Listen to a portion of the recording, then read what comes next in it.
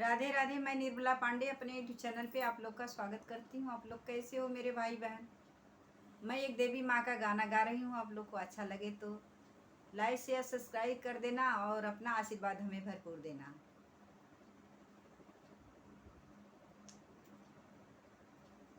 ऐसरा लगौले बा नयन हो ये मैया दर्शन कराई दसरा लगवले बा नयन हो ये मैया दर्शन कराई दर्शन कराई दा मैया दर्शन कराई दा ऐसरा लगवले बा नयन हो ये मैया दर्शन कराई दा गैया के गोबरे मैया अंगना लिपाए बाटी गैया के गोबरे मैया अंगना लिपाए बाटी अंगना लिपाए मैया चौका पुराए बाटी लाल रंग लगाए बाही असनवा हो ये मैया दर्शन कराई दा लाल रंग लगाए बाही असनवा हो ये मैया दर्शन कराई दा दर्शन खातिर तरसे मोर नयन हो ये मैया दर्शन कराई दा दर्शन कराई दा मैया दर्शन कराई दा देखे खातिर तरसे मोर नयन हो ए मैया दर्शन कराई दा नरियर मंगाए मैया बतासा मंगाए बानी नरियर मंगाए हो मैया बतासा मंगाए बाटी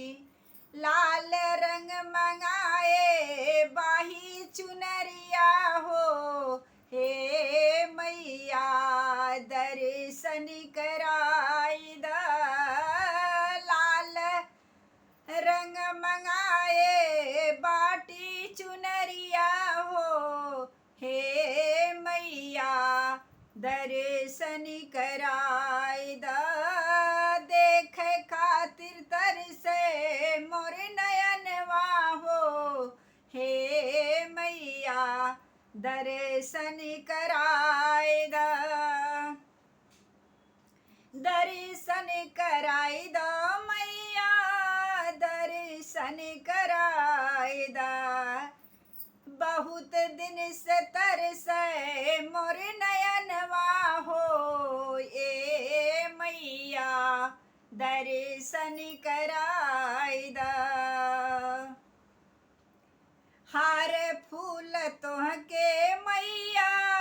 हम ही मंगाए बाटी हार फूल तोहके मैया हम लैके आई बाटी लैके आए अढ़उल कहरवा हो हे मैया दर्शन कराई दा सुबह शाम बार बैदियनवा हो ए मैया दर्शन कराई दा देखे खातिर तरसे मोर नयनवा हो हे मैया दर्शन कराई दा दर्शन कराई दा मैया दर्शन कराई दा तोहरे खातिर दर्शे मोर नयनवा हो हे मैया दर्शन कराईदा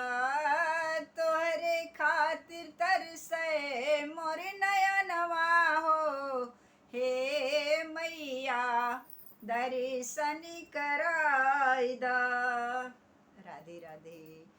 मेरा देवी माँ का गाना अच्छा लगे तो ज़रूर कमेंट बॉक्स में बताइएगा, और जो हमसे गाना में गलती हो उसके लिए क्षमा चाहती हूँ।